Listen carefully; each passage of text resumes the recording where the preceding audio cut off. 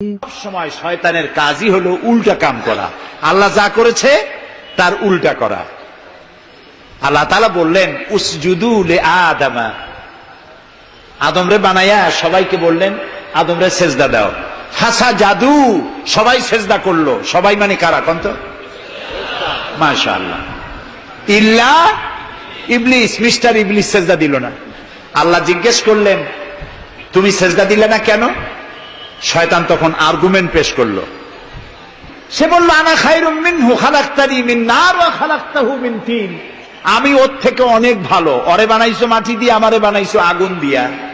আগুন হলো ঊর্ধ্বমুখী, মাটি হলো নিম্নগতি সম্পন্ন। সুতরাং ঊর্ধ্বমুখী কোন জিনিসকে নিম্নমুখী জিনিসের কাছে আত্মসমর্পণ করতে বলা, সেজদা দিতে বলা মোস্ট আনসাইন্টিফিক। কত বড় শয়তান! শয়তান জানে না যে আগুনের শক্তি কম, মাটির চাইতে আগুনের শক্তি একেবারেই কম। সব থেকে শক্তি বেশি মাটির। আগুন হচ্ছে সংহারক আর মাটি হচ্ছে উৎপাদনশীল। এ মাটির তলায় আর একটা জগৎ আছে, পানির তলায় আছে আর একটা জগৎ। আলহামদুলিল্লাহ রব্বিল আলামিন। এই যে রব্বিল আলামিন বলা হয়, আলম হচ্ছে এক বচন, আলামিন হচ্ছে বহু বচন। আল্লাহ শুধু ইহকাল আর পরকাল, ইহজগৎ আর পরজগতের মালিক নন, বহুমাত্রিক জগতের মালিক তিনি। সেই জগৎগুলি আমরা চিনি না। অবশ্য সময় হলে আরেকদিন এ ব্যাপারে বলবো ইনশাআল্লাহ। মাটির তলায় কি জগৎ, সাগরের তলায় কি জগৎ, ও বোঝে নাই। ও তো শয়তান, ও এরকম বলে বসলো। আল্লাহ তাআলা বললেন ইন্নাকা রাজিম, তুই মরদুদ, আমার হুকুমের অবাধ্য হয়েছিস, বেরিয়ে যা, তোর জীবনের সমস্ত ইবাদত আমি পণ্ড করে দিলাম।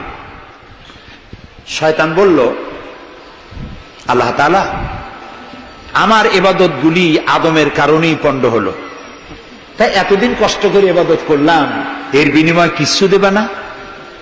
আল্লাহ কয় চাইস কি? কয় আমার 3 দফা দাবি। কি কি? 1 নম্বর, যে আদমের কারণে আমার সব শেষ হইল, শয়তান হয়ে গেলাম, এই আদম বাঁচবে কয়দিন?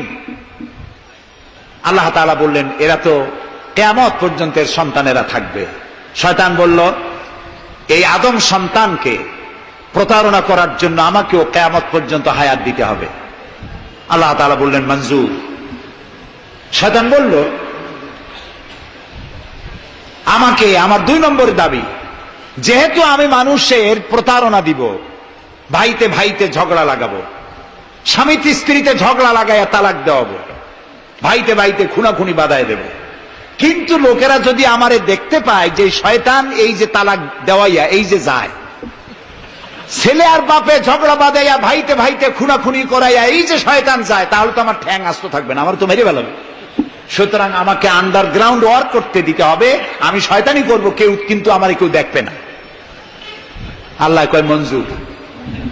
শয়তান কয় লাস্টলি এন্ড ফাইনালি 3 নম্বরের দাবি, আমি করব সারা জীবন তোমার বিরোধিতা। আর মজার ব্যাপার, রিজেকের মালিক তুমি, তুমি যদি আমারে আর আমার অনুসারীদেরকে খাবার না দাও তা আমি তো ওয়ার্কার পাবো না, এই জন্য আমারে খাইতে দেওয়া লাগবে, আমার ওয়ার্কারদেরকেও খাইতে দিতে হবে। আল্লাহ বললেন মঞ্জুর। শয়তান বলল হায় আল্লাহ তাআলা, এবার তোমার জাহান্নামের সংখ্যা বাড়াইতে পারো, আমি তোমার সমস্ত বান্দাগুলি সব জাহান্নামকে ভর্তি করে দেবো। এই কোরআন শরীফে আছে। আল্লাহ তাআলা ফেরেশতাদের বললেন, ফেরেশতারা শুনছে শয়তানি কইল কি? আল্লাহ রাব্বুল আলামিন বলেন আমার ফেরেশতারা, আমার আদম সন্তানের, আমার বান্দারা যদি একটি শয়তানের প্রতারণায় পড়ে একটি যদি গুনার কাজ করার নিয়ত করে, কাজটা করে নাই, শুধু নিয়ত করেছে, ইচ্ছা করেছে, আমলনামায় কোনো গুনাহ লিখবে না। গুনাহটা যখন করে ফেলবে, একটি গুনার বদলে শুধু একটাই গুনাহ লিখবে। আর যদি আমার বান্দা যদি একটি পুণ্য কাজের, নেক কাজ করার নিয়ত করে, কাজটা করে নাই, শুধু নিয়তের জন্য একটা নেকি লিখে দিবা। নেকির কাজটি যখন সম্পাদন করবে তখন একের উপরে 10টা গ্রেস মার্ক লাগাইয়া দিবা। সুবহানাল্লাহ। আমি এইভাবে করে আমার বান্দাদেরকে মাফ করে দেব। সুবহানাল্লাহ। শয়তান মানুষকে ওয়াসওয়াসা দেয়, আর আল্লাহ যা বানায় তার উল্টা বানায়। আল্লাহ বানাইলো জাকাত, শয়তান বানাইলো কি কন্তবুদ্ধি করে? সুদ। সুদে আর জাকাতে পার্থক্য কি? সুদ হচ্ছে গরিবদের কাছ থেকে নাও, ধনীদের দাও, আর জাকাত হচ্ছে ধনীদের কাছ থেকে নাও, সব গরিবদেরকে বন্টন করে দাও। সুবহানাল্লাহ। এর নাম যাকাত। আর এই কাজটি করার দায়িত্ব আল্লাহ দিলেন সরকারকে। সূরা হজ আল্লাহ রাব্বুল আলামিন বলেন, আল্লাযীনা ইম্মাক্কান্নাহুম ফিল আরদ আকামুস সালাত ওয়া আতাউজ যাকাত ওয়া আমারু বিল মা'রুফি ওয়া নাহাউ আনিল মুনকার ওয়া লিল্লাহি আকিবাতুল উমুর। আমি যদি মুমিন বান্দারে ক্ষমতা দেই, তারা 4 দফা কাজ করবে। কয় দফা বলেন? 1 নম্বরে মুমিনেরা ক্ষমতায় গিয়ে নামাজ প্রতিষ্ঠা করবে। 1 নম্বর কাজ নামাজ প্রতিষ্ঠা করবে। ক্ষমতায় গিয়ে তারা অর্ডার করবে, বেলা 1টার সময় সমস্ত কোর্ট কাছারি আদালত শিক্ষা প্রতিষ্ঠান কল কারখানা সব বন্ধ হবে আধা ঘন্টার জন্য। জোহরের নামাজ আর দুপুরের খানার বিরতি। নামাজ শেষ, আবার কাজ করতে আসো। নামাজ বাধ্যতামূলক। নামাজ যদি বাধ্যতামূলক হয় তাহলে তার সুফল কি? তার সুফল হলো, এসপি যদি বাধ্যতামূলক ভাবে নামাজ হয়, আর এসপি যদি মসজিদের ইমামতি করে দারোগাদের নিয়ে, অফিসারদের নিয়ে, দারোগা যদি, ওসি যদি থানায় পুলিশদের নিয়ে তার ইমামতিতে নামাজ হয়, এমপি যদি তার এলাকার অফিসার দিয়ে নিয়ে ইমামতি করে নামাজে, মন্ত্রী যদি তার এলাকার লোক নিয়ে অফিসারদের নিয়ে সচিবালয় ইমামতি করে, এই মন্ত্রী, এই এমপি, এই ওসি, এই এসপি এদেরকে পিটাইয়াও ঘুষ খাওয়ান যাবে? যাবে না। যে বিশ্ববিদ্যালয়ের ভাইস চ্যান্সেলর নামাজ বাধ্যতামূলক হওয়ার কারণে মসজিদের ইমামতি করবেন, শিক্ষক, শিক্ষয়িত্রী, ছাত্র, ছাত্রী 5 ওয়াক্ত নামাজ যে বিশ্ববিদ্যালয় জামাতে আদায় করবে, ওরা কি মাস্তান, গুন্ডা, সাদাবাজ হবে? হতে পারে না। এই জন্য সরকারের প্রথম দায়িত্ব হবে, কে বলতেছেন? কার কথা শোনাইতেছি? প্রথম দায়িত্ব হচ্ছে নামাজ প্রতিষ্ঠা করো। 2 নম্বরে যাকাত আদায় করো। 2 নম্বরে কি? যাকাত আদায় করো। এই যাকাত গভর্নমেন্ট আদায় করবে। আল্লাহর কায়দাটা কি দেখেন, এর মধ্যে সিগনিফিকেন্স কি? গভর্নমেন্ট আদায় করবে কেন? আমরা দিলে হবে না কেন? আমরা দিলেও হবে যদি ইসলামী সরকার না থাকে। ইসলামী সরকার হলে, অর্থাৎ আল্লাহর বিধান কায়েম হলে যাকাত কালেকশন করবে গভর্নমেন্ট। এখানে একটা সাইকোলজিক্যাল ব্যাপার আছে। আমি যদি অধ্যক্ষ রশিদ খান সাহেবের কাছে আমি বলি যে আমি গরিব মানুষ, আমার কিছু সাহায্য করেন, উনি যদি আমাকে সাহায্য দেন যাকাত থেকে, অথবা কোনো দয়া করে কিছু পয়সা দেন, চিরটা কাল ওনাকে দেখলে পরে আমার মাথাটা একটু নত হয়ে যেতে পারে। আল্লাহ চান না তার কোন বান্দার মাথা আর একটা গোলামের সামনে নত হোক। সেই জন্য আল্লাহ চান সরকারের কাছ থেকে নাও, তোমার মাথা উঁচু থাকুক। সুবহানাল্লাহ কইতে ইচ্ছা করে না? এ মাথার অনেক দাম।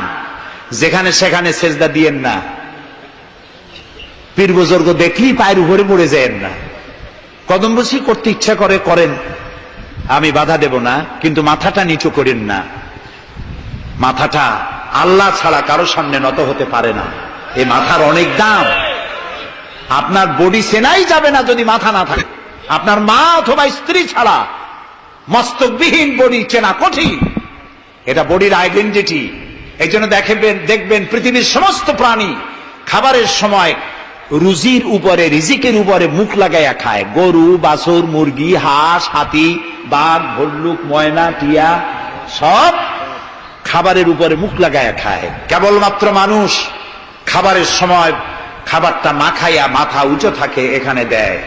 আল্লাহ চান রিজিকের সামনে আমার বান্দার মাথা নত হবে না। মাথা নত হবে তো রাজ্জাকের সামনে নত হবে, রিজিকের সামনে নয়। সুতরাং গভর্নমেন্টের কাছ থেকে নাও, তাহলে তোমার মর্যাদা ঠিক থাকবে, কোনো ব্যক্তির কাছ থেকে নয়। গভর্নমেন্ট কালেকশন করবে, গভর্নমেন্ট বিতরণ করবে। এরপরে দারিদ্র বিমোচন ইসলামের সব থেকে বড় প্রোগ্রাম, দারিদ্র বিমোচন করা। কারণ কি? কারণ হলো আমার রাসূল বলেছেন, কাদাল ফাকরু আইয়াকুনা কুফরা। দারিদ্র মানুষকে কুফরির মধ্যে ঠেলে দেয়। তার নামাজ রোজা থাকে না, আল্লাহ রসুল থাকে না, দরিদ্রের ধর্ম একখানা রুটি, সে তখন পূর্ণিমার চাঁদকে রুটির মতো দেখে। আছেন একটা কবিতা এরকম, পূর্ণিমার চাঁদ যেন ঝলসানো রুটি, তখন তার ধর্ম হয়ে যায় এটা। এই জন্য রসুল্লাহ বলেছেন কাদাল ফাকরু আইয়াকুনা কুফরা। রসুল্লাহর একটা ব্যাংক ছিল, সেই ব্যাংকের নাম ছিল বাইতুল মাল। এই বাইতুল মাল ব্যাংক যেদিন তিনি এর ইনোগ্রাল সেশন, উদ্বোধনী দিন, আমাদের ব্যাংকগুলি উদ্বোধন করার সময় কত শামিয়ানা, গেট, তোরণ ইত্যাদি করা হয়। রসুল্লাহর ব্যাংক উদ্বোধন করা হলো মসজিদে নববীর ভিতরে, খেজুর গাছের খুঁটি আর খেজুর গাছ, উটের পশম, খেজুর গাছের পাতার মাটি, এই দিয়া ছাদ। উপরে যদি বৃষ্টি হয় আধা ঘন্টা, নিচে বৃষ্টি পড়ে 1.5 ঘন্টা, পাতার ট্যাপট্যাপানি। এরকম একটা মসজিদের ভেতরে বসে রসুল্লাহ ব্যাংক উদ্বোধন করলেন আর বললেন, বুখারীর হাদিস, মান তারাকা দায়নান আও দিয়ান ফাআলাইয়া। আমার রাষ্ট্রের ভিতরে কোন মানুষ যদি ঋণগ্রস্ত অবস্থায় মারা যায় আর তার ঋণ পরিশোধের অর্থ যদি না থাকে, তাহলে তার ঋণ পরিশোধের দায়িত্ব আর তার বিবি বাল বাচ্চা প্রতিপালনের দায়িত্ব আমি মুহাম্মদ আমার কাঁধের উপরে নিয়ে নিলাম। দারিদ্র বিমোচনের জন্য নবী করিম সাল্লাল্লাহু আলাইহি ওয়াসাল্লাম মানুষকে কাজ দিয়েছেন, ভিক্ষা কম দিয়েছেন। কেউ চাইলে, রসুলের আদত মুবারক ছিল, কেউ কিছু চাইলে পকেটে হাত দিতেন, থাকলে দিতেন। জীবনে একদিনের জন্য কাউকে না বলেন নাই। বলেছেন কিছু নাই, বলতেন আজকে দিতে পারলাম না, তুমি আবার এসো, দেব না, এরকম কথা জীবনে একবারও বলেন নাই। সুবহানাল্লাহ। শুধু দিয়েছেন, কিছু নেন নাই। আল্লাহ, সারা জীবন মানুষের কষ্ট বুকের উপরে ধারণ করেছেন, কাউকে কষ্ট দেননি। ক্ষুধার্ত মানুষের দুয়ারে দুয়ারে গেছেন, নিজে ক্ষুধায় কষ্ট করেছেন। হযরত আবু বকর, ওমর মসজিদে নববীর ভেতরে বসে অসময় বসে আছেন। রাসূলুল্লাহ দিনের বেলায় জিজ্ঞেস করলেন, তোমরা এই অসময় এখানে কেন? তারা বললেন, আমরা ক্ষুধার্ত, 2-3 দিন কিছু খাই না। রাসূলুল্লাহ বললেন, আমারও তো একই অবস্থা, চলো। 3 জন বেরিয়ে গেলেন। মসজিদে নববীর পাশেই ছিল হযরত আবু আইয়ুব আনসারী রাদিয়াল্লাহু তাআলা আনহুর বাড়ি। আমি 1973 সনে স্বাধীন বাংলাদেশের প্রথম হজ আমি করেছিলাম। 4733 টাকা ছিল বিমানের ভাড়া। তখন মসজিদে নববীর পাশেই ছিল আবু আইয়ুব আনসারী রাদিয়াল্লাহু তাআলা আনহুর বাড়ি। সেই বাড়িতে গেলাম, ওইখানে একটা বাক্সের ভিতরে, একটা গ্লাসের বাক্সের ভিতরে ছিল রসুলের ব্যবহার করা তরবারি, তীর আর ধনুক। আমি বহুত চেষ্টা করছিলাম গ্লাসটা উঠাবার জন্য, কারণ এটা সেই তরবারি, সেই তীর, সেই ধনুক যেখানে আমার রসুলের হাতের পরশ লেগেছিল। যদি ধরতে পারতাম প্রাণ করে একটা চুমা দিতাম। এই বাড়িতে গিয়ে রাসূলুল্লাহ উপস্থিত হলেন। আবু আইয়ুব আনসারী 3 জন মেহমান, এর থেকে শ্রেষ্ঠ মেহমান আছে? স্ত্রীকে বললেন, তাড়াতাড়ি একটা ছাগল জবাই করো, রুটি বানাও। তিনি চলে গেলেন বাগানে, বাগান থেকে কিছু খোরমা আনলেন। হাদিস শোনাচ্ছি, গল্প নয়। কিছু খোরমা এনে রসুলের সামনে রাখলেন। রাসূলুল্লাহ বললেন, এর মধ্যে কাঁচা পাকা, আধা পাকা 3 পদের খাজুর, আমি কোনটা খাবো? হযরত আবু আইয়ুব বলেন, 3 প্রকারের খেজুরে আপনি হাত দিবেন, কারণ আপনার হাত যে প্রকারের খেজুরের গায়ে লাগবে আমার বাগানে আল্লাহ রাব্বুল আলামিন সেই খেজুরে বরকত দিয়া দিবেন। কিছুক্ষণ পরে রান্না হয়ে গেল, রসুলের সামনে গোশত আসলো, রুটি আসলো। আল্লাহর নবী খাবারের শুরুতে 2-1টা রুটি আর 2-3টা গোশত টুকরা রুটি দিয়া পেঁচায়া হযরতে আবু আইয়ুব আনসারীর হাতে দিয়া দিলেন। বললেন, আবু আইয়ুব, এই রুটি আর গোশত টুকরা নিয়ে যাও, আমার কলিজার টুকরা মা ফাতেমা গত 3 দিন হলো কিছু খায় নাই। দুনিয়ার মানুষের খাবার পৌঁছায়ছেন, নিজে না খেয়ে থেকেছেন। হযরত আয়েশা বলেছেন, 1 দিন 2 দিন না, মাসের পর মাস রাসূলুল্লাহর স্ত্রীদের ঘরে চুলায় আগুন জ্বলে নাই। হযরত ওমর রাদিয়াল্লাহু তাআলা আনহু রাসূলুল্লাহর ঘরে প্রবেশ করেছেন। এখনো ঘরটা আছে, মসজিদে নববীর কোনায় ছোট্ট ঘরটা। বিশ্বনবীর ঘর। তিনি ঘরের মধ্যে প্রবেশ করে দেখেন রাসূলুল্লাহ শুয়ে আছেন। তারপরে হযরত আবু বকর সালাম করলেন, রাসূলুল্লাহ উঠে বসলেন। হযরতে ওমর রাদিয়াল্লাহু তাআলা আনহু বাচ্চা শিশুর মতো রুকরে কেঁদে উঠলেন। নবীজি জিজ্ঞেস করলেন, ওমর কাঁদো কেন? হযরত ওমর বলছেন, ইয়া রাসূলুল্লাহ, আমি বিশ্বনবীর ঘর দেখতেছি, ছোট্ট একটি ঘর, এক কোনায় পানি শূন্য সরাহি কাত হয়ে পড়ে আছে, এক পাশে একটা গ্লাস, আর আপনি যে বিছানায় শোয়া, চাদর নাই, বালিশ নাই, দড়ি দিয়া বুনানো খাটিয়ার উপরে শুয়েছিলেন, হাতের তলায়, মাথার তলায় হাত দিয়ে আপনার জান্নাতি শরীর মোবারকের পিঠের উপরে দড়ির দাগ আমি সহ্য করতে পারছি না ইয়া রাসূলুল্লাহ। কাফেরেরা পৃথিবীতে এত শান্তি করলো, আর আল্লাহ রাসূলের গায়ে দড়ির দাগ, আপনি আমাকে অনুমতি দেন, আমি একটা তোশক আপনাকে বানায় এনে দেই। রাসূলুল্লাহ বললেন, ওমর, আমি যদি হুকুম করি, এই যে ওহদ পাহাড়টা আমার জন্য সোনায় পরিণত হয়ে যাবে। আমি পৃথিবীতে শান্তি করতে আসি নাই, এসেছি মানবতার মুক্তির জন্য, কল্যাণের জন্য। নবী করিম সাল্লাল্লাহু আলাইহি ওয়াসাল্লাম এই যাকাতের বিধান কায়েম করলেন। মানুষের দুয়ারে দুয়ারে খাবার পৌঁছে গেল, বৃদ্ধরা ভাতা পেল, বয়স্করা ভাতা পেল, বেকারেরা তাদের কাজের সংস্থান পেয়ে গেল।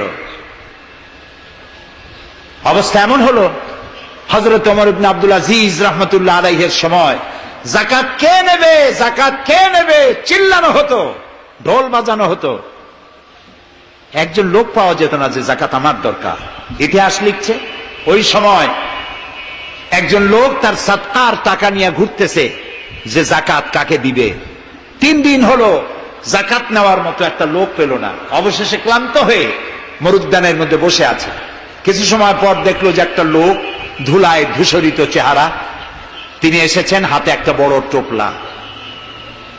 এই লোকটি বলল, পথিক, আসসালামু আলাইকুম, আমি 3 দিন ঘুরলাম এই দেশে, একটা মানুষ পেল না যাকে আমি সাদকার টাকা, যাকাতের টাকা দিতে পারি।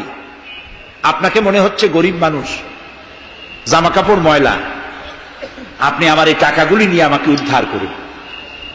লোকটি বলছে, তোমার মাথা ঠিক আছে কিনা আমি জানি না, তুমি কি মনে করছো যে আমার এই বস্তার মধ্যে ছেঁড়া খাতা?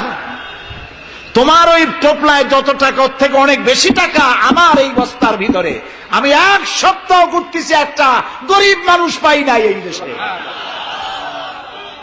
এটি হলো যাকাতের কল্যাণময়তা, যাকাত ভিত্তিক অর্থ ব্যবস্থার কল্যাণময়তা। যারা এই যাকাত দেয় না, অর্থকে সঞ্চিত করে, সোনা এবং রূপাকে সঞ্চয় করে, তাদের সম্পর্কে আল্লাহ কি বলছেন? والذين يكنزون الذهب والفضة ولا ينفقونها في سبيل الله فبشرهم بعذاب أليم। যারা নাকি রৌপ্য এবং স্বর্ণ সঞ্চয় করে, আমার রাস্তায় খরচ করে না, মানে গরিবদের দেয় না, সঞ্চিত করে রাখে, তাদের জন্য কঠিন পীড়াদায়ক শাস্তির সুসংবাদ দাও। প্রশ্ন উঠতে পারে, শাস্তির কি সুসংবাদ হয়? শাস্তির কি হয়? আল্লাহ সুসংবাদ বললেন কেন? এটা বোঝাবার জন্য ছোট্ট একটি দৃষ্টান্ত যথেষ্ট। মা যদি ছেলেকে কন্ট্রোল করতে না পারে, দারুণ দুষ্ট, মা তখন বলে, দাঁড়া, তোর বাপ আসুক, আমি তারে নালিশ করব, এমন পিটটি দেবে, তখন মজা টের পাবি। পিটাইলে কি মজা লাগে? তাহলে মজা বললো কেন? শাস্তির তীব্রতা বোঝাবার জন্য মজা শব্দ ব্যবহার করা হয়। এটা কোরআনে কারীমের বাগধারা। আল্লাহ তাআলা বলছেন, তীব্র শাস্তির সুসংবাদ দাও। স্বর্ণ আর রৌপ্য জমা করে রেখেছো, যাকাত দাওনি। বহু মহিলার অসংখ্য সোনার রূপা আছে, যাকাত দেন না। কবে কালে ভদ্র একটা বিয়ে আসবে, সেই বিবাহে সজ্জিত হয়ে যাবেন, সারা বছরে যাকাত দিলেন না, এতগুলি সোনা আটকায় রাখলেন কেন? আল্লাহ চান না টাকা পয়সা পুঞ্জীভূত হয়ে থাকুক। কোরআন শুধু নামাজ রোজা নয়, দেখুন না আল্লাহ কি বলছেন। আল্লাহ বলছেন, কায়লা ইয়াকুনা দুলাতাম বাইনাল আগনিয়াই মিনকুম। আল্লাহ বলছেন, তোমাদের কিছু সংখ্যক ধনীদের মধ্যে তোমাদের সম্পদগুলি পুঞ্জীভূত হয়ে যাক, এটা আমি চাই না। এটা যাকাত, ফিতরা, সাদকা এককালীন দানের মাধ্যমে গোটা জাতির মধ্যে পৌঁছে যাক, তাহলে মানুষের উপকার হবে। সুতরাং 7.5 তোলা নিচ পর্যন্ত যাকাত আপনার না দিলে চলবে। যখন 7.5 তোলা হবে তখনই যাকাত শুরু হবে। যত বেশি হয় গোড়া থেকে শুরু করে সবটা দিতে হবে। 52 তোলা রূপা হলে যাকাত দিতে হবে। এই যাকাতের টাকা না দিয়ে যারা জমা করে রাখেন, শাস্তিটা কি হবে শোনেন। আল্লাহ শাস্তির ধরনও বলছেন, ইয়াউমা ইউহমা আলাইহা ফি নারে জাহান্নাম ফাতুকওয়া বিহা জিবাহুম ওয়া জুনুবুহুম ওয়া যুহুরুহুম হাযা মা কানাজতুম লিআনফুসিকুম তাকনিজুন। এমন একদিন আসবে যখন এই স্বর্ণ আর রৌপ্যকে জাহান্নামের আগুন দিয়ে জ্বালায়া সিল বানানো হবে, আর এই সিলগুলি তোমার কপালে, তোমার পার্শ্বদেশে, তোমার পৃষ্ঠদেশে সিল মারা হবে জাহান্নামের আগুন দিয়ে, আর বলা হবে হাযা মা কানাজতুম লিআনফুসিকুম, এই হলো তোমার সেই সব সঞ্চিত সম্পদ যা তুমি সঞ্চয় করে রেখেছিল, আল্লাহর রাস্তায় খরচ করো নাই। রাসূলের কাছে প্রশ্ন হয়েছে, ওয়ায়াসআলুনাকা মাযা ইউনফিকুন, হে রাসূল আপনাকে প্রশ্ন করা হয় যে কি খরচ করব। আল্লাহ তাআলা বলছেন কুলিল আফওয়া, বলুন প্রয়োজনের অতিরিক্ত জিনিস আল্লাহর রাস্তায় খরচ করে দাও। আমরা প্রয়োজনের অতিরিক্তটা ব্যাংকে জমা রাখি, আল্লাহ বলেন খরচ করো। যত খরচ করবে আল্লাহ তত বাড়াই দিবেন। দেখেন না আল্লাহ বাড়ায় কেমনে। আল্লাহরে বিশ্বাস করেন যে আল্লাহ যে বাড়াইতে পারেন, এটাকে বিশ্বাস করেন? এটি তো ইমানের প্রশ্ন। কেউ যদি জবাব দিতে ব্যর্থ হন তাহলে তো কুলক্ষণ। আল্লাহ কি সম্পদ কমানো আর বাড়ানোর মালিক কে? ইয়ামহাকুহুল্লাহুর রিবা ওয়া ইউরবিস সাদাকাত। আল্লাহ তাআলা বলছেন আমি সুদকে ধ্বংস করি আর সাদকাকে বৃদ্ধি করি। হালালে বরকত হয়, হারামে বরকত হয় না। আজ গোটা পৃথিবীতে, শুধু বাংলাদেশে নয়, গোটা বিশ্বে ওয়ার্ল্ড ব্যাংকের দৃষ্টিতে ইসলামী ব্যাংক পৃথিবীতে সব থেকে সফল ব্যাংক। তাও আলহামদুলিল্লাহ কব না। কেন? কারণ হালালে বরকত হয়, হারামে বরকত হবে না। আচ্ছা, কুত্তায় বাচ্চা দেয় কয়টা কম তো? ওর তো ফ্যামিলি প্ল্যানিং নাই, জনমের মতো হয়। এই কুত্তাগুলি যদি সব বাঁচত তাহলে বরিশাল দিয়ে হাঁটতে পারতেন? কুত্তার জ্বালায় হাঁটতেই পারতেন না। গরুতে, গাভীতে বাছুর দেয় কয়টা বছরে? একটা, মাত্র একটি। আর মুসলমানেরা গরু যা জন্মের খাওয়া খায়, তারপরেও কুত্তা বেশি না গরু বেশি? এই কারণে যেহেতু গরু হালাল তাই গরুতে বরকত, কুত্তা হারাম তাই বরকত নাই। ইসলামী ব্যাংক শুধু ব্যাংকিং সেক্টরেই কাজ করে না, জাতির কল্যাণমূলক বহু সংখ্যক কাজ তারা করে থাকে। ইসলামী ব্যাংক হাসপাতাল, ইসলামী ব্যাংক ব্যাংকের জন্য কলেজ, ইসলামী ব্যাংক দিয়ে যখন ডিজাস্টার হয়, দুর্ভিক্ষ হয়, যখন বন্যা হয়, জলোচ্ছ্বাস হয়, লক্ষ কোটি কোটি টাকা তারা দুহাতে বিতরণ করে। হ্যাঁ, অনেক প্রকল্প আছে। মেধাবী ছাত্র, গরিব ছাত্রদেরকে স্টাইপেন্ড দেয়, বিধবা নারীদেরকে কি বলে ওকে সেলাই করে, সেলাই মেশিন দেয়। যাকাত আরেকটু বলি, আপনারা বিরক্ত হন না তো? যাকাত আমরা কি করি?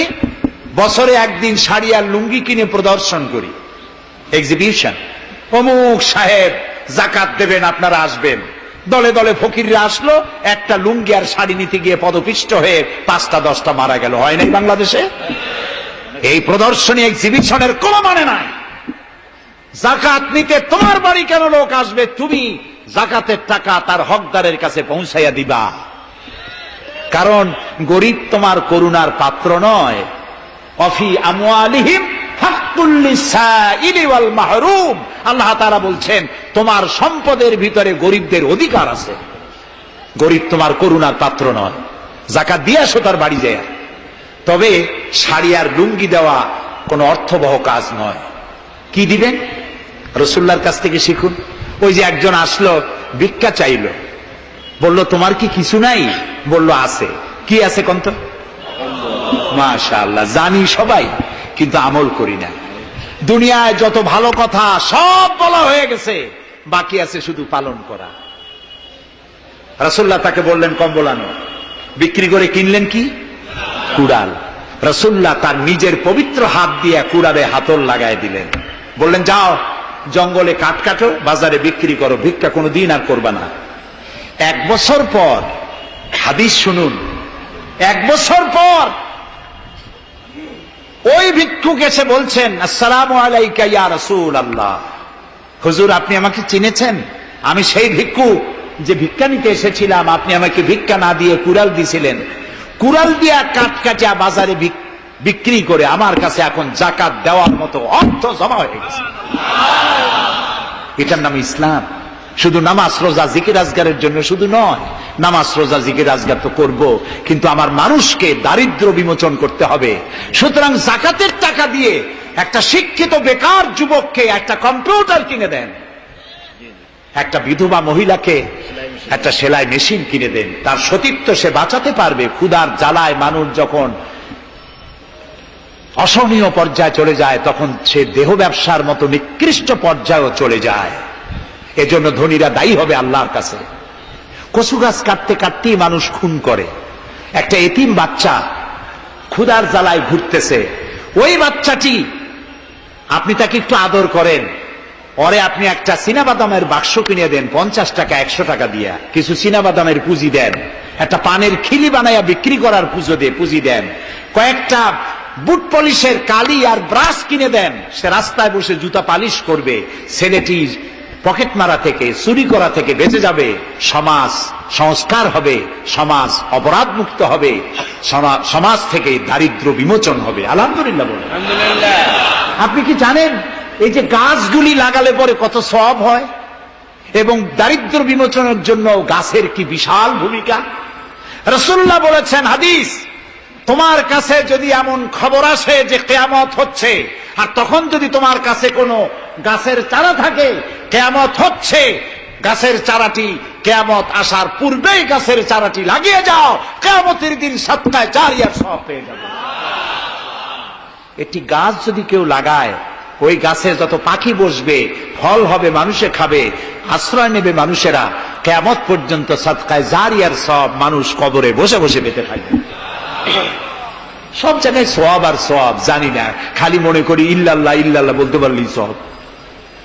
আর খালি ইল্লাল্লাহ বলবেন বা কেন? যারা এই ধরনের জিকির করেন, আমার মনে দারুণ প্রশ্ন, জবাব খুঁজে পাই নাই। আল্লাহর কলেমাকে খণ্ডিত করে জিকির করার পারমিশন কোন হাদিস দিয়েছে? কে দিয়েছে এই পারমিশন? লা ইলাহা ইল্লাল্লাহ, এটা হলো পূর্ণাঙ্গ কালেমা, কমপ্লিট হচ্ছে মুহাম্মদুর রাসূলুল্লাহ। আফজালুজ যিকর লা ইলাহা ইল্লাল্লাহ। কতক্ষণ লা ইলাহা ইল্লাল্লাহ, কতক্ষণ ইল্লাল্লাহ ইল্লাল্লাহ ইল্লাল্লাহ। এর অর্থ কি? আল্লাহ ছাড়া, আল্লাহ ছাড়া, আল্লাহ ছাড়া। আল্লাহ ছাড়া কি? কমন সেন্সের শুধু কমন বাদ দিয়া শুধু সেন্স যদি থাকে, কোন মুসলমানের এমন জিকির করা উচিত নয়। তবে common sense is very uncommon. দুর্ভাগ্য জাতি। প্রিয় ভাই সব, দারিদ্র্য বিমোচনের জন্য আল্লাহ তাআলা এসব ব্যবস্থা করে রেখেছেন। কাজ করে খাও, আয় থেকে দায় শোধ করো। আপনার পুকুর কেটে চতুর্দিকে পুকুরের কান্দায় পেঁপে গাছ লাগান, কলা গাছ লাগান, হাঁস পালেন, হাঁসগুলি পানিতে সাঁতার কাটবে, ভেতরে মাছ থাকবে, হাঁসের পায়খানা খেয়ে মাছ বড় হবে, হাঁস বড় হয়ে ডিম দেবে, এই ডিম বিক্রি করবেন, মুরগি বিক্রি করবেন, পেঁপে বিক্রি করবেন, কলা বিক্রি করবেন। মানুষের কাছে হাত পাতার চাইতে নিকৃষ্ট কাজ আর নাই। রাসূলুল্লাহ বলেছেন আল্লাহর কাছে এই রকমের হাতের চাইতে এই রকমের হাতের মর্যাদা বেশি। এইটার নাম কি? চাওয়া। বলেন এইটার নাম কি? এইটার নাম আল্লাহর কাছে এইটার কোনো দাম নাই, কোনো দাম নাই। আল্লাহর কাছে দাম এইটা। এই জন্য যারা শ্রমিকদের সম্পর্কে আমার রাসূল বলেছেন আল কাসিবু হাবিবুল্লাহ, যারা সহজে উপার্জন করে খায় ওরা আল্লাহর বন্ধু। আপনারা শ্রমিক না, সেই জন্য সুবহানাল্লাহ কইতে পারলেন না। আলহামদুলিল্লাহ বলে। রাসূলুল্লাহর হাদিস শোনাচ্ছি, আমি গাজী কালু চম্পাবতীর পুঁথি শোনাচ্ছি না। আল কাসিব হাবিবুল্লাহ, যে ব্যক্তি স্বহস্তে উপার্জন করে খায় সে আল্লাহর বন্ধু। এখন যদি কোন রিকশাওয়ালা, কুলি মজুর, ঠেলাওয়ালা যদি মনে করে আল্লাহর বন্ধু যখন হইছি নামাজ রোজা দিয়ে আর করবো কি, এটি কিন্তু ঠিক নয়। আল্লাহর বন্ধু হওয়ার জন্য নামাজ রোজা অত্যন্ত জরুরি। আর আপনি যে কষ্ট করে খাচ্ছেন, আপনার পয়সা হালাল। যে ব্যক্তি রিকশা চালায়, 2.5 মনে বস্তা মাথায় করে স্টিমারে উঠায়, ওর চাইতে হালাল পয়সা কারো নাই। মাথার ঘাম পায়ে ফেলে উপার্জন করছে। আপনি জানেন না যে দালানে যারা আছে খুব শান্তিতে নাই। বাইরের থেকে দেখে ভেতরের অবস্থাটা বোঝা যায় না। গুলশান, বনানী, আভিজাত্যপূর্ণ এলাকার বিশাল বিশাল বাড়ি দেখে আপনার চোখ ধাঁধা লেগে যেতে পারে, খুব শান্তির নিলয়। না, শান্তি নাই। বাড়ির মালিক, বহু টাকার মালিক, রাত্রির বেলায় ঘুম হয় না। কোন ফাঁক দিয়া জানলার পাশ দিয়া গুলি এসে বুক ঝাঁঝরা করে দেয়, ঘুম নাই। জনমের মতো অসুখ হইছে, প্রত্যেক দিন সোনার চাউল দিয়ে ভাত খাইতে পারে, কিন্তু ডাক্তার তার রুজি কন্ট্রোল করে দিয়েছে। পাঙ্গাসের পেটি, খাসির চর্বি খাইতে পারবেন না, ভাত কম খাবেন। সকালবেলায় ডিমের পুষ, দুপুর বেলায় 1 স্লাইস টুস, সন্ধ্যাবেলায় ফলের জুস, খাওয়া শেষ। বউ তো কথা শোনে না। হাজারো কাজ করে ঘরমুক্ত হয়ে স্বামী ফিরেছে, বিবি সাহেবা, বেগম সাহেবা এখন ধরে হাতে ভ্যানিটি ব্যাগ নিয়ে স্বামীর সামনে থেকে হন হন করে যাচ্ছে। স্বামী বেচারা কষ্ট করে জিজ্ঞেস করছে, তুমি কই যাও? বলছে, আই এম ভেরি বিজি। ছেলে হয়েছে কয়টা? সব গুন্ডা, মাস্তান। মাথায় এত বড় চুল, হাতে এত বড় নখ। মেয়েগুলি বয়ফ্রেন্ড নিয়ে কোথায় চলে গেছে। বেটা বাড়ির কাজের লোক, কাজের মেয়েদের হাতের দেওয়া খানা খাইলো, আদর পাইল না, যত্ন পাইল না, সম্মান পাইল না। খাইয়ে নিজে নিজে শুয়ে আছে, এতগুলা ঘুমের ট্যাবলেট খাইছে, ঘুমও আসে না। কিন্তু তুমি মেয়া রিকশাওয়ালা, ঠেলাওয়ালা, কুলি মজুর, সারাদিন কাজ করে পোলার চাউল কিনতে পারো নাই, মোটা চাউল কিনেছ, খেসারির ডাল কিনেছ। একটু কিনে বাড়িতে বউ রান্না করেছে। আমি চোখে দেখা কথা বলি, আল্লাহ তাআলা এই বয়সে কম দেখান নাই। কমলাপুর রেল স্টেশনের বস্তি দেখেছি, অনেক বস্তি এলাকায় গিয়েছি। স্বামী বসে খাচ্ছে, ঘরমাক্ত রিক্সা চালায় আসছে, 2.5 মনে বস্তা টানে আনছে। স্ত্রী খাবার তুলে দিচ্ছে, আরেকটু খাও, খুব কষ্ট করেছো, আরেকটু খাও। ওর ঘরে ফ্যান নাই, কাপড়ের আঁচল দিয়ে স্বামীর কপাল মুছে দিচ্ছে, আরেকটু খাও, এত কষ্ট করো তুমি। ওর ঘরে ফোমের বিছানা নাই, চটের মতো শক্ত বিছানা, বালিশ নাই, ইটের মতো শক্ত, চাপ কাপড়ের একটু কভার দাও। এরকম একটা বালিশের উপরে সারাদিনের শ্রান্তি আর ক্লান্তি নিয়ে আর ঘুমায় গেছে। কোন ওষুধ খাওয়া লাগে নাই, এমন ঘুম আসছে ওর ডাকের গর্জনে ট্রাকের ইঞ্জিন ফেল। শান্তি কি বড় লোক হলে হয়? শান্তি দেওয়ার মালিক আল্লাহ।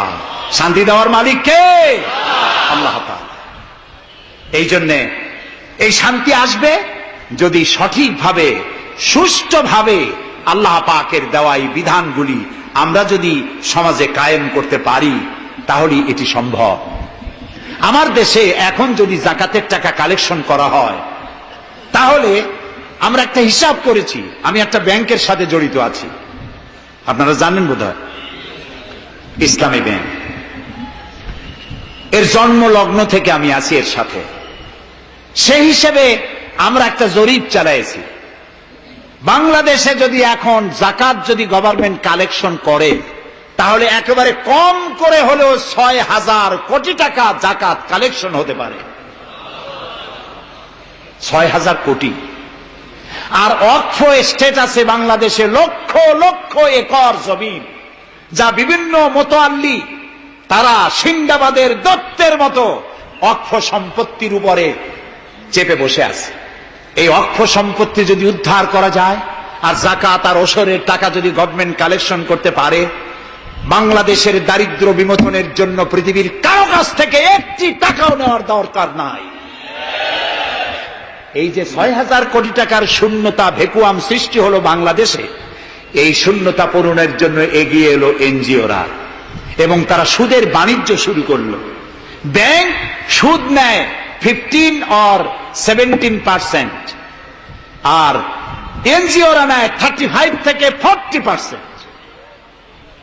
মারাত্মক সুদখোর। সমাজে কাবুলিওয়ালাদের মতো সুদ চালু করে দিয়েছে।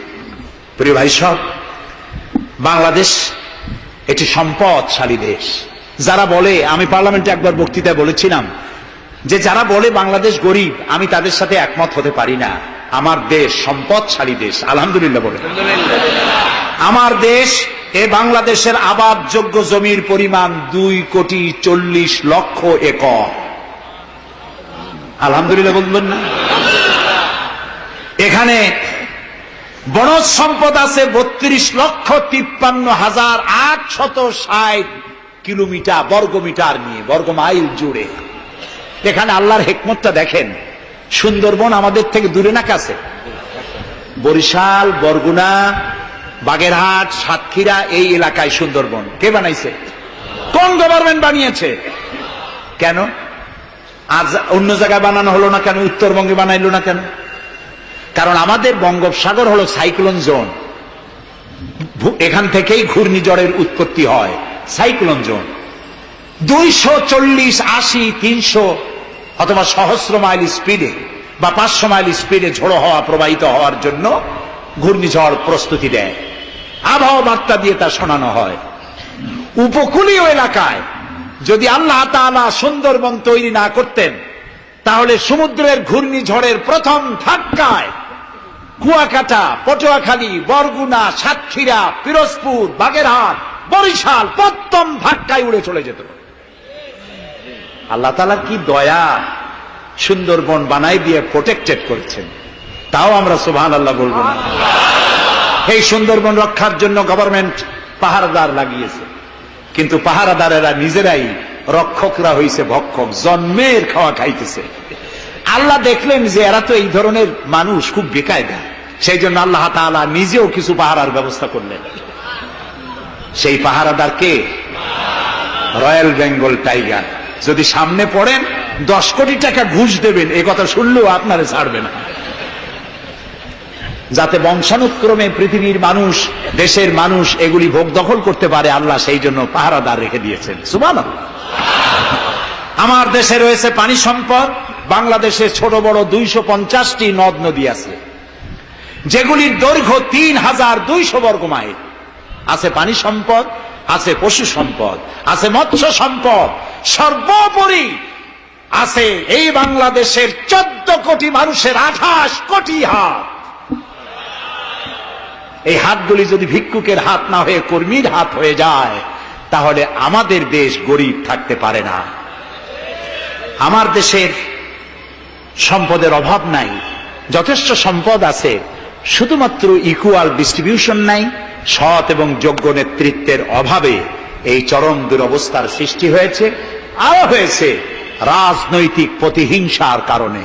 তা না হলে আমরা পৃথিবীর মধ্যে দাঁড়ায় যেতাম। যুদ্ধ বিধ্বস্ত জাপান কোথা থেকে কোথায় গেল? উত্তর কোরিয়া আমেরিকাকে চ্যালেঞ্জ করছে। থাইল্যান্ড, যারা নারী ব্যবসা করে জীবন বাঁচাইতো, সেই থাইল্যান্ড এখন, আমি মেলবোর্ন ইউনিভার্সিটিতে আমার প্রোগ্রাম ছিল, যাওয়ার সময় ব্যাংকক হয়ে গেলাম। একটি হোটেলে আমার থাকার জায়গা ছিল। 30 কিলোমিটার লম্বা ফ্লাইওভার ব্যাংককে। বিল্ডিং গুলি দেখতে হলে এরকম তাকালে মাথা টুপি পড়ে যায়, এত উঁচু উঁচু বিল্ডিং। সিঙ্গাপুর কোত্থেকে কোথায় গেল? আমরা যে তিমিরে ছিলাম সেই তিমিরেই রয়ে গেলাম। আমাদের বুঝতে হবে, আমার ইসলাম দারিদ্র্যের বিকাশের জন্য আসে নাই, দারিদ্র বিমোচনের জন্য এসেছে। সুন্দর একটি সমাজ বিনির্মাণের জন্য ইসলাম এসেছে, এবং তা গণতান্ত্রিক প্রক্রিয়ার মধ্য দিয়ে। নবী করিম সাল্লাল্লাহু আলাইহি ওয়াসাল্লাম যদি বলতেন ইন্তেকালের সময় যে আমার মেয়ে নেতৃত্ব দিবে, আমার নাতি নেতৃত্ব দিবে, বলেন কার বাবার হিম্মত ছিল এটার প্রতিবাদ করার? তিনি কি তা করেছেন? না। ইন্তেকালের সময় জিজ্ঞাসিত হয়ে তিনি বললেন, আমার পরে তোমাদের মধ্যে যিনি বেশি যোগ্য, খোদাভীরু, আল্লাহকে ভয় করে, তেমন লোককে তোমরা নেতা নির্বাচিত করো। আবু বকর রাদিয়াল্লাহু তাআলা তাই বলেছেন, ওমর, ওসমান, আলী তাই বলেছেন। সুবহানাল্লাহ বলেন। ওয়া আমরুহুম শুরা বাইনাহুম, এটি হলো গণতন্ত্র। তোমরা তোমাদের পরামর্শ ভিত্তিতে তোমাদের রাষ্ট্র সমাজ পরিচালনা করো। সুবহানাল্লাহ বলেন। কে বলে কোরআন শুধুমাত্র একটি ধর্মগ্রন্থ, বেদ আর বাইবেলের মতো? নিশ্চয়ই নয়। কোরআন একটি পূর্ণাঙ্গ জীবন বিধান, যা মানুষের জীবনের কথা বলে। এ মাসটার নাম কি? আরবি মাসের নাম কি? মুহররম। এটি সেই মাস যে মাসে খেলাফতকে প্রতিষ্ঠার জন্য রাসূলের কলিজার টুকরা নয়নের পুতুল ইমাম হোসাইন কারবালার ময়দানে শাহাদাত বরণ করেছিলেন, রাজতন্ত্রের বিরোধিতা করেছিলেন। হযরত ইমাম হোসাইন তিনি দেখতে পেলেন 680 খ্রিস্টাব্দে সিরিয়ার দামেস্কে এজিদ ক্ষমতা দখল করলো অগণতান্ত্রিক পদ্ধতিতে, এবং সরকারি মালের কোনো হিসাব নাই, অডিট নাই, স্বৈরাচারী কায়দায় তিনি ক্ষমতা দখল করে মদিনার আহলে বায়াত যারা মদিনার নেতৃবৃন্দকে তার আনুগত্য করার জন্য বাধ্য করলো। ইমাম হোসাইন যে মায়ের পেটে এসেছেন, যে পিতার পেটে জন্মে এসেছেন, যে নানার কোলে বড় হয়েছেন, তিনি কি এই দৃশ্য চোখে দেখতে পারেন? তিনি বললেন, আমি কুফায় যাব।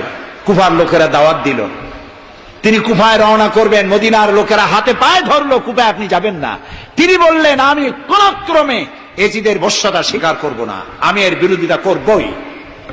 মাত্র 72 জন লোক নিয়ে তিনি কুফার দিকে অগ্রসর হলেন। এই 72 জনের মধ্যে 40 জন পুরুষ আর 32 জন নারী আর শিশু। তিনি যখন কারবালার প্রান্তরে পৌঁছে গেছেন, ইবনে জিয়াদ কুফার গভর্নর, তিনি বাধা দিলেন, বললেন, আমার দরবারে হোসাইনকে হাজির করো। ইমাম হোসাইন বললেন, যে ব্যক্তি আল্লাহর আখিরাতকে অস্বীকার করেছে, রাসূলকে অস্বীকার করেছে, আমি তার সামনে জীবন থাকতে যাব না। রাতারাতি ইয়াজিদ 6000 সৈন্য পাঠিয়ে দিল। ইমাম হোসাইনের সাথে লোক কত? মাত্র 72। 6000 লোক কি যুদ্ধ করা লাগে 72-এর সাথে? শুধু যদি মার্চ করে পায়ের তলায় পিষে 72 জন শেষ হয়ে যাবে। হযরত ইমাম হোসাইন রাতের বেলায় সঙ্গীদের বললেন, ও আমার সাথীরা, ইয়াজিদ আমার শির চায়, আমাকে চায়, আমার সঙ্গে থেকে তোমরা তোমাদের জীবনকে বিপন্ন করো না, তোমরা সবাই ফিরে চলে যাও মদিনায়। সাথীরা বললেন, ইমাম, আজকে যদি আপনাকে ছেড়ে জীবনের মায়া নিয়ে মদিনায় ফিরে যাই, আর আপনার যদি শাহাদাত নসিব হয়, তাহলে কিয়ামতের দিন আল্লাহর নবীর সামনে আমরা কি জবাব দেব? আমরা আমাদের জীবন দিয়ে আপনাকে পাহারা দেব। সকালবেলায় যুদ্ধ শুরু হয়ে গেল। জোহরের নামাজ আসতে না আসতে 40 জন পুরুষ শাহাদাত বরণ করলেন। এখন একজন পুরুষ বেঁচে আছেন, ইমাম হুসাইন। তাঁবুর ভিতরে স্ত্রী এবং অন্যান্য মহিলাদের কাছ থেকে বিদায় নিতে এসেছেন। তোমাদেরকে আল্লাহর হাওয়ালা করলাম, আমি যুদ্ধে চলে যাচ্ছি। আমার চোখের সামনে আমার নানাজির দান্দান মোবারক শহীদ হওয়া ইসলাম, সাহাবীদের রক্ত দেওয়া, জীবন দেওয়া ইসলাম, খেলাফত মিটে যাবে পৃথিবী থেকে, রাজতন্ত্র প্রতিষ্ঠা হবে। আমার জীবন থাকতে আমি তা হতে দেব না। স্ত্রী এগিয়ে এলেন, বললেন, হুসাইন, জিহাদের ময়দানে থেকে আমি আপনাকে বিরত থাকতে বলবো না, তবে একটি দাবি আছে। এই যে ছোট্ট দুগ্ধপোষ্য শিশু, গত কয়েকদিন হলো ঘরে খাবার নাই, পানি নাই, আমার বুকে দুধও নাই, এই ছোট্ট বাচ্চাটিকে একটু পানির ব্যবস্থা করুন। ইমাম হুসাইন কলিজার টুকরা সন্তানকে 2 হাতে উঁচু করে এজিদি সৈন্যদের সামনে এসেছেন। এজিদি সৈন্যরা, আমার হাতের দিকে তাকাও, এটি রাসূলের আওলাদ, আমার কলিজার টুকরা সন্তান। ফোরাতের অফুরন্ত পানি প্রবাহিত হচ্ছে, একটু ফোরাতের কুলটা ছেড়ে দাও, ওর একটু পানি পান করাই। আমার সাথে তোমাদের শত্রুতা থাকতে পারে, এই নিষ্পাপ বাচ্চার সাথে তো কোনো শত্রুতা থাকার কথা নয়। তার এই আবেগপূর্ণ কথা এজিদি সৈন্যদের কলিজায় স্পর্শ করলো না। তারা বিষাক্ত তীর নিক্ষেপ করলো। ইমাম হোসাইনের উঁচু করে ধরা বাচ্চার বুকের ভিতর থেকে বিষাক্ত তীর প্রবেশ করে বেরিয়ে গেল অপর প্রান্ত থেকে। রক্ত ফিনকি দিয়ে বেরিয়ে এলো। ইমাম হোসাইন দুই হাতে আজলা ভরে সেই রক্ত চেহারায় মাখতে লাগলেন আর বললেন, কলিজার টুকরা সন্তান, সালেহ আলাইহিস সালামের উটনির রক্তের চাইতে তোমার রক্ত পবিত্র। হযরত সালেহ আলাইহিস সালামের চাইতে রাসূলুল্লাহর মর্যাদা অনেক বেশি, তুমি তার আওলাদ। বাচ্চাকে কোলে করে নিয়ে স্ত্রীর কাছে গিয়ে বললেন, স্ত্রী, এই নাও তোমার বাচ্চা, ঠান্ডা হয়ে গেছে, এমন পানি পান করেছে কিয়ামত পর্যন্ত পানি পানি বলে তোমারে আর বিরক্ত করবে না। ইমাম হোসাইন লড়াই করলেন ময়দানে। বহু সংখ্যক সৈন্য হতাহত করে ফোরাতের কুল উন্মুক্ত করে ঘোড়ার পৃষ্ঠ থেকে নেমে এক আজলা পানি তুলেছেন, পানি পান করবেন। মুখের কাছে যখন আকণ্ঠ তৃষ্ণার্ত পিপাসার্ত হোসাইন মুখের কাছে পানি নিয়েছেন, হঠাৎ ভেসে উঠল মনের পর্দায়, একটু আগে আমার কলিজার টুকরা সন্তান এই পানির অভাবে চলে গেল। 40 জন মানুষ বিদায় হলো, এক ফোঁটা পানি দিতে পারলাম না, এই পানি আমি কেমনে খাই? হাতের থেকে পানি পড়ে গেল। অশ্বের পৃষ্ঠে আরোহণ করলেন। চতুর্দিক থেকে তীর আর তরবারি আসতে লাগলো। ইমাম হোসাইন বললেন, থামো, একটু থামো, তোমরা কাকে তীরবিদ্ধ করছো? আমি কি তোমাদের রসুল মুহাম্মদ সাল্লাল্লাহু আলাইহি সাল্লামের নাতি নই? আমি কি তোমাদের রসুলের কলিজার টুকরা মা ফাতেমার নয়নের বড়ি নই? কেমন করে আমার গায়ে তোমরা তীর মারো? উম্মে সালমা, আমাদের মা উম্মে সালমা রাদিয়াল্লাহু তাআলা আনহা, সকাল বেলায় 11ই মুহররম সকাল বেলায় তিনি ঘরে বসে কাঁদতেছেন। কয়েকজন প্রতিবেশী মহিলা এসে বলছেন, মা আপনি কাঁদেন কেন? তিনি বলছেন, আজকে রাত্রে আমি স্বপ্নে দেখেছি রাসূলুল্লাহ আমার বাড়ি এসেছেন। আমি দেখতে পেলাম আল্লাহ রসুলের চোখ দিয়ে পানি পড়ছে, দাড়ি মোবারক ধুলা মাখা, বুক কাটা বলি। আমি জিজ্ঞেস করলাম, ইয়া রাসূলুল্লাহ, আপনি কাঁদেন কেন? মুখখানা মলিন কেন? দাড়ি মোবারকে ধুলাবালি কেন? রাসূলুল্লাহ বললেন, উম্মে সালমা, তুমি জানো না আমি এইমাত্র কারবালা থেকে এসেছি। আমি দেখে এলাম আমার কলিজার টুকরা হুসাইনের শির মোবারক তার দেহ থেকে বিচ্ছিন্ন করে ঘোড়ার পদতলি, ঘোড়া দিয়ে পদদলিত করা হয়েছে তার দেহ মোবারক। ইসলাম এত সহজে আসে না, অনেক রক্ত পাড়ি দিয়ে এসেছে ইসলাম। হযরতে হোসাইনের মস্তক মুবারক ইয়াজিদি সৈন্যরা একটা প্লেটে করে নিয়ে কুফার গভর্নর ইবনে জিয়াদের সামনে রেখেছে। ইবনে জিয়াদ চেয়ারে বসা, সিংহাসনে বসা, ইমাম হোসাইনের মস্তক মুবারক তার পায়ের কাছে রেখেছে। কলঙ্কিত ইতিহাস, কি করে আমি শুনাই আপনাদেরকে? ইবনে জিয়াদ চেয়ারে বসে পায়ের কাছে রাখা ইমাম হোসাইনের ঠোঁটের উপরে লাঠি দিয়ে নাড়তেছে।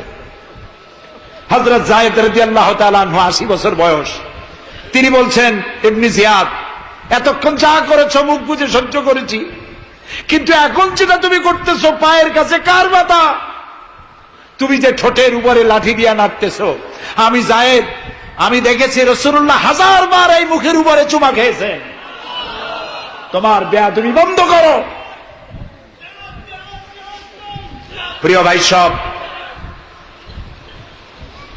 রাজতন্ত্র নয়, পরামর্শ ভিত্তিক সমাজ ব্যবস্থা প্রতিষ্ঠার জন্য আল্লাহ তাআলা ইসলাম দিয়েছেন, দ্বীন দিয়েছেন।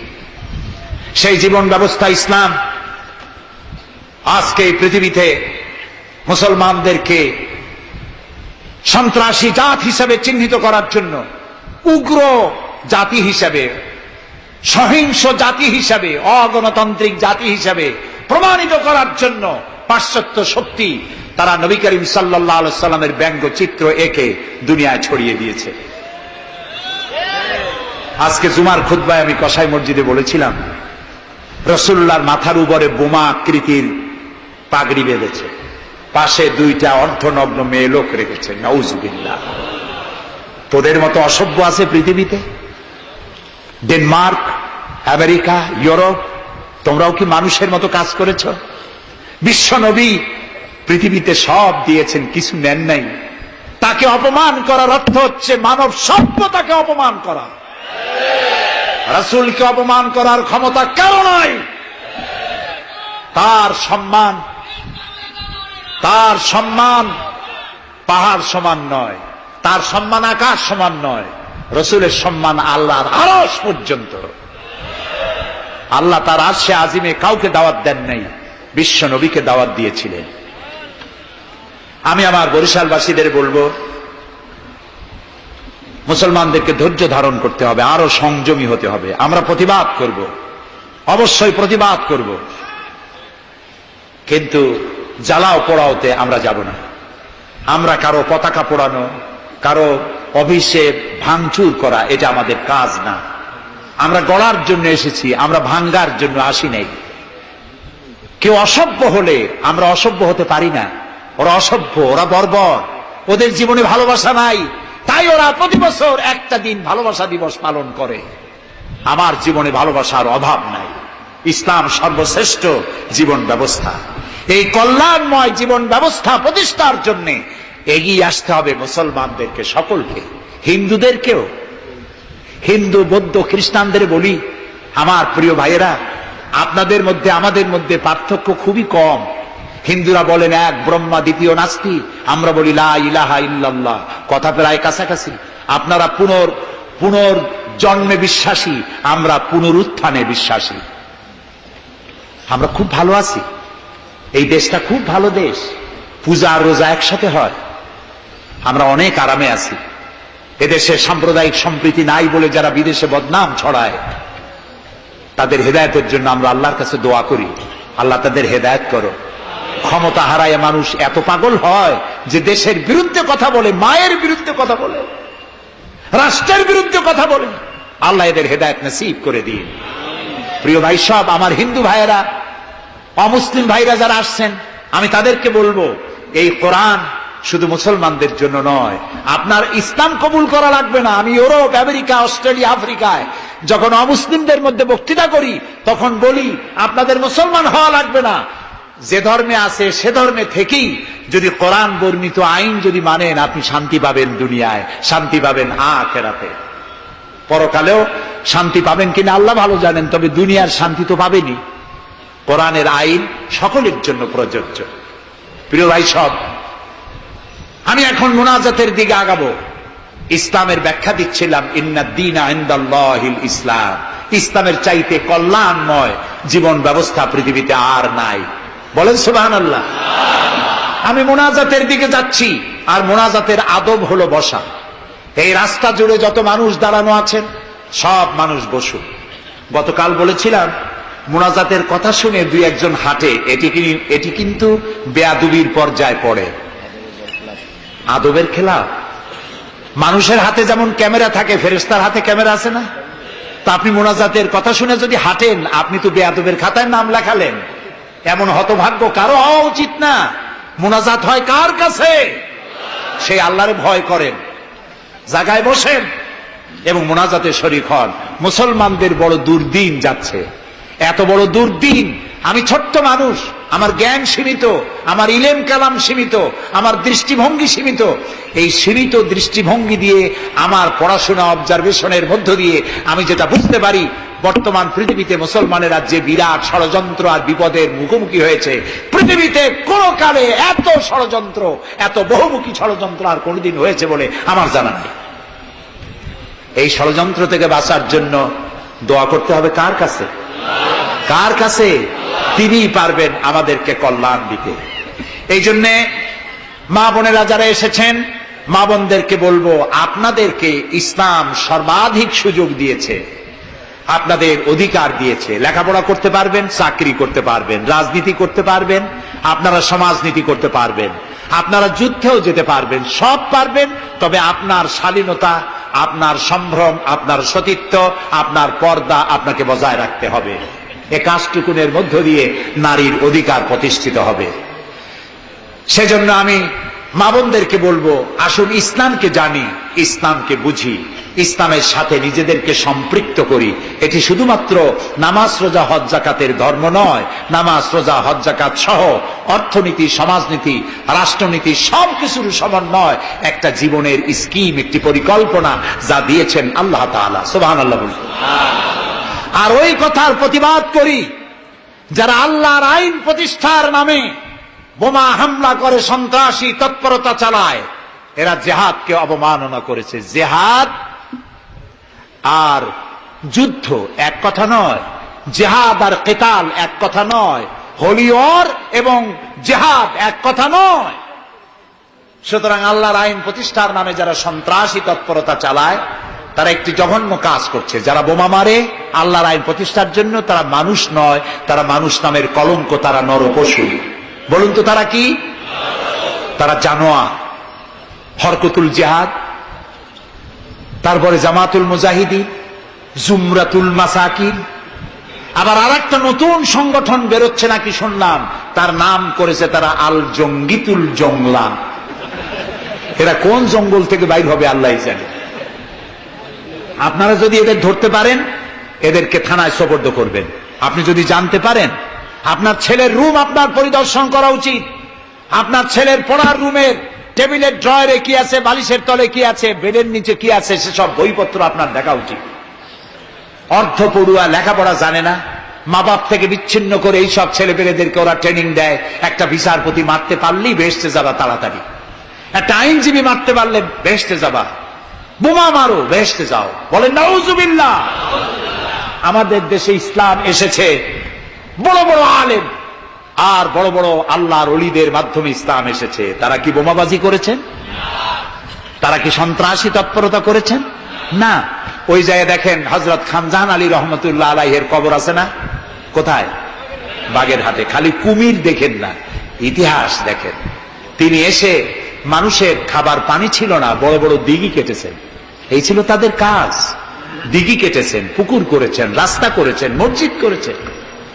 হযরত শাহজালাল রহমতুল্লাহ আলাইহি গৌর গোবিন্দের বিরুদ্ধে যুদ্ধ করা লাগে নাই, শুধু আযান দিয়েছেন আর তাদের মূর্তিগুলির কম্পন শুরু হলো। গৌর গোবিন্দ দৌড়াইয়া পলাইয়াও কুল পায় নাই, বিনা যুদ্ধেই দখল হয়ে গেছে সিলেট। সুবহানাল্লাহ। তারা প্রতিবাদ মুখর ছিলেন। হযরতে মুজাদ্দেদ আল ফিসানি রহমতুল্লাহ আলাইহি সম্রাট আকবরের বিরুদ্ধে প্রতিবাদ করেছেন, জেল খেটেছেন, সমাজ সংস্কার করেছেন। এ ছিল অলিউল্লাহদের কাজ। আমাদের দেশে শর্ষিনার পীর, ফুরফুরার পীর, জৌনপুরের পীর, চরমোনাইর মরহুম পীর হযরত মাওলানা ইসহাক সাহেব রহমতুল্লাহ আলাইহি পীরের মতো পীর ছিলেন। আমি ছাত্র জীবনে তার অনেক ওয়াজ শুনেছি। কান্দা মানুষ পাগল হয়ে যেত। গাছের তার তলারটা দুটো খাওয়ার অভ্যাস ছিল না। তিনি মানুষকে ব্যঙ্গ করেন নাই, কারো বিরুদ্ধে উল্টাপাল্টা ফতোয়া দেন নাই। আমার কাছে ইসলাম, কারো কাছে ইসলাম নাই, এই বাজে কথা তিনি জীবনেও বলেন না। আমরা তাকে সম্মান করি। এই সব বড় বড় অলিউল্লাহ আর আলেমরা এদেশে ইসলাম প্রচার করেছে, সন্ত্রাসের মধ্য দিয়ে নয়, ভালোবাসা দিয়া, উন্নয়নমূলক কাজ করে, মাদ্রাসা, মসজিদ, এতিমখানা প্রতিষ্ঠা করে করেছে। সুতরাং এই সন্ত্রাসী তৎপরতা যারা চালায় তারা মানুষ নয়, তারা জানোয়ার, তারা পশু। এদেরকে ধরিয়ে দিন, পুলিশকে ধরিয়ে দিন। আমরা সরকারের শুকরিয়া আদায় করি। আলহামদুলিল্লাহ, বর্তমান সরকার এদের নেটওয়ার্ক ভেঙে চুরমার করে দিয়েছে। বাকি আছে দুই শয়তান। এই দুই শয়তান আজ হোক কাল হোক ধরা পড়বেই ইনশাআল্লাহ। ইনশাআল্লাহ বলেন। এবং এদের দৃষ্টান্তমূলক প্রচন্ড শাস্তি হবে ইনশাআল্লাহ। যারা আমাদের দেশকে বদনাম করেছে, বাংলাদেশ পৃথিবীর দ্বিতীয় বৃহত্তম মুসলিম দেশ, গণতান্ত্রিক দেশ, এই দেশকে অন্যের পরাধীনতা থেকে আমাদের দেশকে আমাদের বাঁচাতে হবে। এই জন্য আলেম ওলামাদেরকে চিন্তা করতে হবে, ভাবতে হবে আগামীতে যেন এই দেশ কোন দেশের তাবেদার গোলাম রাষ্ট্রে পরিণত না হয়ে যায়। কারা এটা করতে পারে? কারা ক্ষমতা এলে আলেমদেরকে গ্রেফতার করবে? কারা ক্ষমতা এলে মাদ্রাসা বন্ধ করে দেবে? কারা ক্ষমতা এলে শাইখুল হাদিসকে দড়ি দিয়া বাঁধে বরিশাল জেলখানায় ঢুকাইয়া চোরের সাথে রাখবে? ওদেরকে চিনতে হবে, ওদেরকে চিনতে হবে। আর ঐক্যবদ্ধভাবে যারা আলেমদের পক্ষে, মাদ্রাসার পক্ষে, যারা আলেমদেরকে অসম্মান করে না, আলেমদেরকে মর্যাদা দেয়, তাদের সাথে থাকুন। এই দেশের সমস্ত মাদ্রাসাগুলি ফাজেলকে